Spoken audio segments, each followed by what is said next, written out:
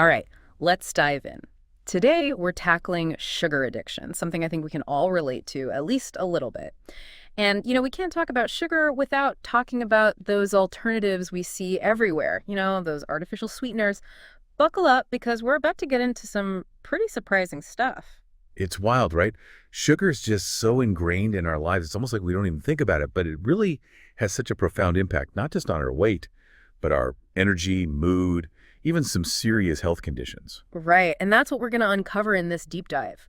We've got some research from Argentina to look at, some articles and pamphlets by doctors who've been studying this for years. Plus, we'll dig into some work by the health journalist Carlos Machado. He did this really deep investigation into aspartame, NutraSweet. Oh yeah, Machado's work is fascinating, really eye-opening. One of the things I found most interesting was this concept of SEDA. It stands for stress, depression, and addiction syndrome. A doctor named Jorge Esteves developed this idea, and he believes it affects something like 70 to 80% of the Argentinian population. Wow, 70 to 80%, that's huge. So what exactly is SEDA, and how does it connect to sugar? Well, Esteves describes it as a double vicious circle. It all starts with low blood sugar. So your blood sugar drops, and that signals your body to release insulin. And that insulin spike then triggers a surge of adrenaline. Okay, so it's like this chain reaction, but adrenaline, Yeah. really, that's our fight or flight hormone.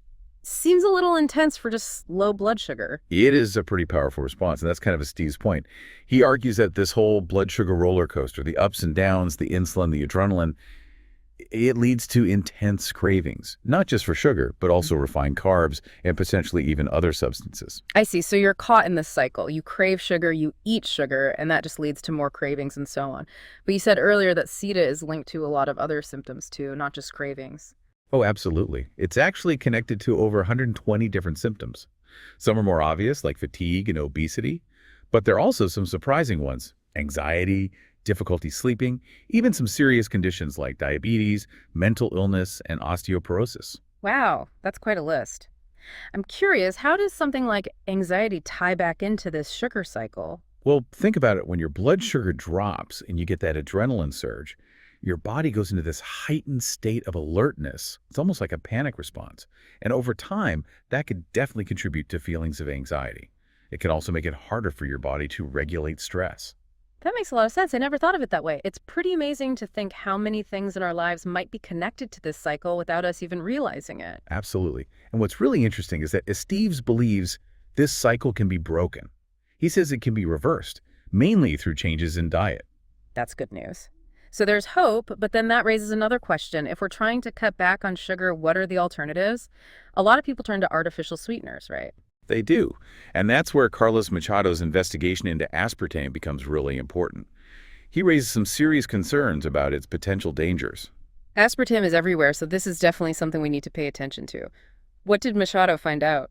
Well, one of the key things is how aspartame breaks down in our bodies. It basically splits into three components: methanol, aspartic acid, and phenylalanine. And this breakdown is especially problematic at higher temperatures. Hold on, methanol, isn't that wood alcohol? It is, and it's potentially toxic. In fact, Machado mentions reports of methanol poisoning among Gulf War soldiers. They were drinking a lot of diet soda in the desert heat. Imagine those cans baking in the sun. Yeah, that's not a good image. You think you're choosing a healthier option, but then what else did Machado discover about the risks of aspartame? Well, he talked to experts who linked it to all kinds of problems: headaches, seizures, even vision problems. Some experts even suggested a connection to more serious conditions like brain tumors and Alzheimer's disease. So that's pretty scary stuff. So why is aspartame still so widely used? That's a great question, and Machado actually digs into that too. His investigation points to a potential conflict of interest involving the FDA, Monsanto, the company that makes aspartame, and even some powerful people in government. Okay, now we're getting into conspiracy territory. I'm all ears. What kind of connections are we talking about? Well, one example is Donald Rumsfeld.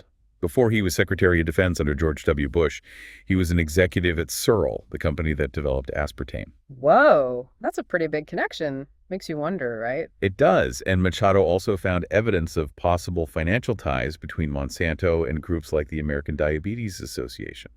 So you have to wonder, are there recommendations about diet really based on public health? Or are there other factors at play? So we've got this sugar addiction problem on the one hand, and then this potentially dangerous artificial sweetener on the other. Is there any way out of this dilemma? Well, Machado does mention another artificial sweetener cyclamen. It's actually banned in the U.S., but it's still allowed in other countries. Really? Why was it banned here? Studies suggested a possible link to cancer and birth defects. Pretty serious stuff. That is concerning. So if one artificial sweetener was banned because of health risks, shouldn't we be more cautious about all of them? I mean, if we're trying to reduce our sugar intake, what are the safe alternatives? That's a great question, and that's exactly what we're going to explore as we continue this deep dive. We've just scratched the surface here. There's so much more to uncover. Stay tuned as we delve deeper into this world of sugar and its alternatives. We'll be right back after a short break. Okay, so it can be kind of overwhelming to think about all this, all the downsides of sugar and these artificial sweeteners. But the good news is that people are really starting to pay attention to this. There's more awareness. And that means there's hope for finding some real solutions. Absolutely. And I think it's really empowering to focus on what we can do rather than just dwelling on the problems. Like what we talked about, sugar addiction is a real thing. It's not just about willpower.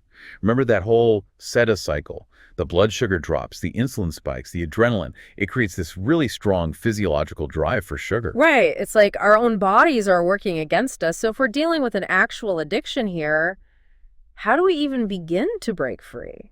Well, there are some promising dietary interventions. And it's not necessarily about cutting out sugar completely, because that's not realistic for most people. It's more about making gradual, sustainable changes that help retrain our palates and stabilize our blood sugar. So it's like rewiring our brains to crave different things, healthier things. Exactly. And one of the key strategies is focusing on complex carbohydrates. Unlike simple sugars, which are quickly absorbed and lead to those energy crashes, complex carbs are digested more slowly. They give you sustained energy, which can help prevent those intense cravings. Okay, so we're talking about things like whole grains, legumes, vegetables, those foods that give us long-lasting energy. Right, and another important step is incorporating more protein into our diets. Protein also helps regulate blood sugar and keep you feeling full, which can really help curb those urges to reach for something sweet. So it's not about deprivation, it's about making sure we're getting the nutrients we need to feel satisfied. That's a great way to put it. What about healthy fats? Do they play a role in all of this? Absolutely. Healthy fats are essential for overall health, and they also contribute to that feeling of fullness.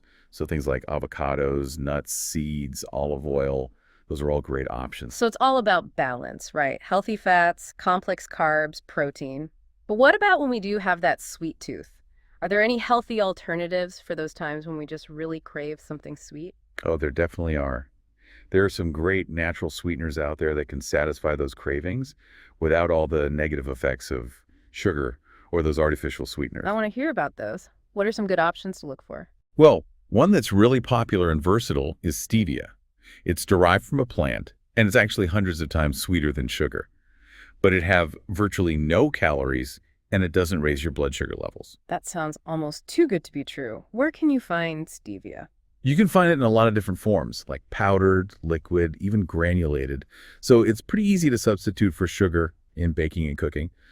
And it's becoming increasingly common in grocery stores, so you shouldn't have trouble finding it. Great. I'm adding stevia to my shopping list. What are some other natural sweeteners that are worth trying? Another good one is monk fruit extract. It's also derived from a plant, and it's even sweeter than stevia. And like stevia, it doesn't raise your blood sugar, and it has a really nice, clean taste. Monk fruit. I'm not as familiar with that one, but I'll definitely check it out. What about things like honey or maple syrup? Are those considered healthy alternatives? Well, they're natural, and they do contain some beneficial nutrients, but they're still sugars. They can affect your blood sugar levels, so it's best to use them in moderation. They're definitely preferable to refined white sugar, but not something you want to go overboard with. Okay, moderation is key, as always. What about those sugar alcohols we see on ingredient lists sometimes? What's the deal with those? Sugar alcohols like xylitol and erythritol are often marketed as sugar-free, but they can cause digestive problems for some people. Especially if you consume too much. They can lead to things like bloating, gas, even diarrhea. Oh, no, thank you. So it sounds like it's a good idea to be careful with those. Maybe start with small amounts and see how your body reacts. Exactly. And it's always a good idea to talk to your doctor or a registered dietitian before making big changes to your diet, especially if you have any health conditions. Good advice. So it seems like we do have some good natural sweetener options out there, and those dietary changes you talked about earlier are a great place to start. But it feels like there's more to this whole sugar addiction thing than just food, right? What about the emotional factors? Oh, absolutely. Food is just one piece of the puzzle. Remember how Dr. Estes included stress and depression as part of that SEDA syndrome? Those emotional factors play a huge role in driving those sugar cravings. Yeah, stress eating is definitely a real thing. It's so easy to reach for that quick sugar fix when you're stressed or feeling down. Exactly. It's like a temporary escape, but it doesn't really solve the problem. So addressing those underlying emotional issues can be just as important as making dietary changes. You need to find healthier ways to cope with stress, manage your emotions, and really take care of your mental well-being. That sounds like a whole other deep dive. But you're right, we can't just focus on the physical side of things. We have to address the mental and emotional aspects too. So, what are some good strategies for managing stress and improving our emotional well-being? There are so many options, and what works for one person might not work for another. It's all about finding what resonates with you and what you can realistically incorporate into your life. Okay, but give us some ideas. What are some things that have been proven to help? Well, exercise is a fantastic one. It's not just good for your physical health, it also has amazing benefits for your mental well-being. It releases endorphins, reduces stress hormones, improves sleep. It's like a natural mood booster. It really is. And it doesn't have to be some crazy intense workout. Even just a walk in nature or a fun dance class can make a big difference. Absolutely. And another really powerful tool is mindfulness. Things like meditation, yoga, or even just deep breathing can help calm your nervous system. They make you more aware of your thoughts and feelings, and that can help you respond to challenges in a more balanced way. Mindfulness is so popular these days, and for good reason. It's about being present, connecting with yourself, cultivating that inner peace. What about spending time in nature or connecting with loved ones? Do those things help too? Of course, nature has incredible healing power. Spending time outdoors can really reduce stress and improve your mood. And then connecting with loved ones, whether it's family, friends, or a supportive community, that gives you a sense of belonging and purpose. And that emotional support is so crucial for well-being. It's all about nurturing those connections and finding joy in the simple things. So if we're struggling with sugar cravings, it seems like we need a multifaceted approach. We need to address those cravings through diet, but we also need to explore those emotional triggers and find healthy ways to cope with them. That's a great way to sum it up. It's a holistic approach.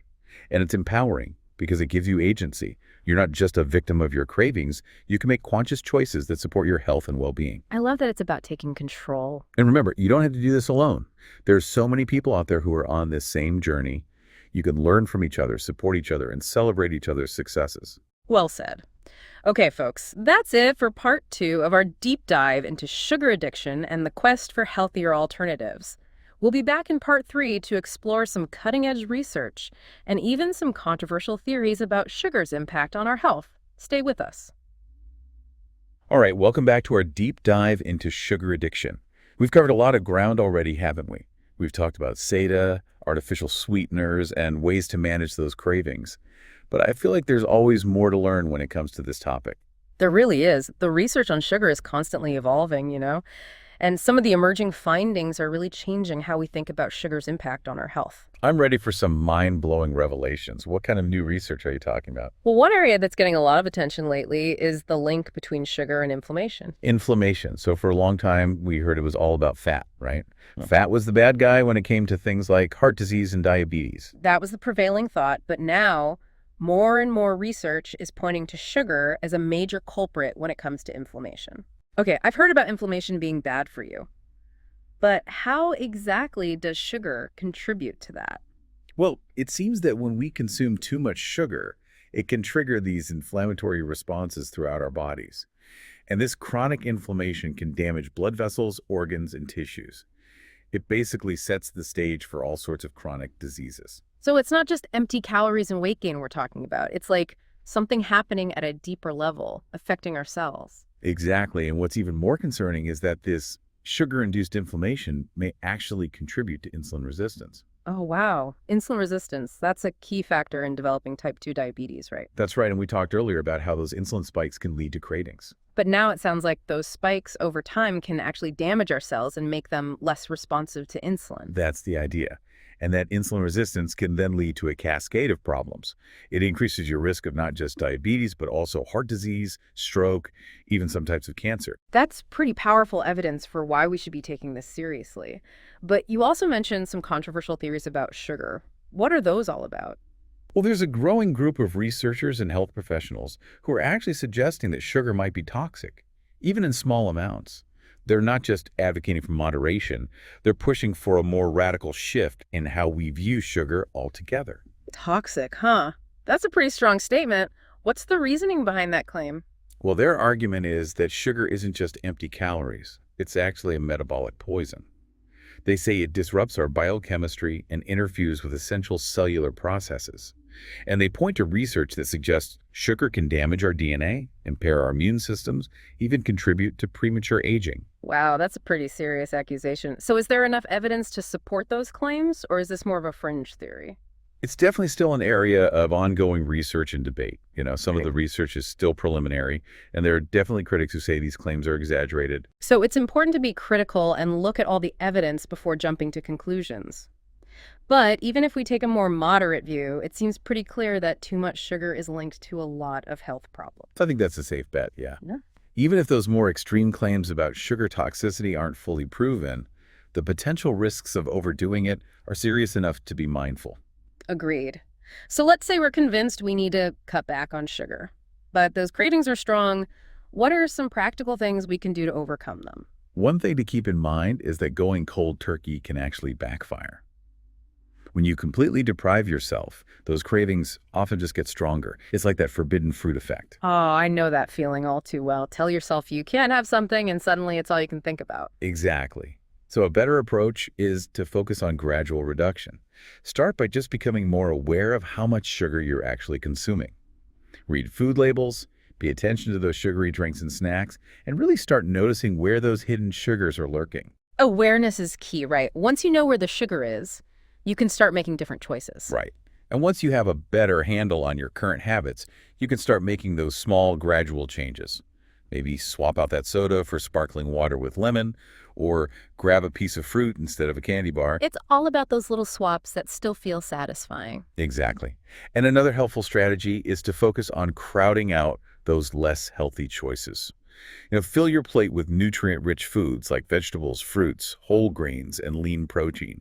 Then you'll naturally have less room for those sugary treats. So it's like tilting the scales in favor of the good stuff. And as you nourish your body with those healthy foods, the cravings for the sugary stuff might start to diminish. That's the idea. And remember, it's not about being perfect. It's about progress. If you have a slip-up and indulge in a sugary treat, don't beat yourself up about it. Just acknowledge it, learn from it, and move on. It's all about being kind to ourselves, isn't it? Absolutely. We're all human. We all have those moments. And sometimes a little indulgence is just part of enjoying life. I like that, mindful indulgence. Well, that brings us to the end of our deep dive into the fascinating and complex world of sugar addiction. We've explored the science, the controversies, and even some practical strategies for taking control of our health. But like we said earlier, this is really just the beginning, isn't it? It is. Consider this your jumping off point. Keep researching, keep experimenting, and find what works best for you. And remember, you don't have to do it alone. Connect with others who are on the same journey, share your experiences, and support each other. As you navigate all the sweet temptations out there, remember to be curious, be informed, and most importantly, be kind to yourself. That's fantastic advice. Until next time, keep exploring, keep learning, and we'll see you on our next deep dive.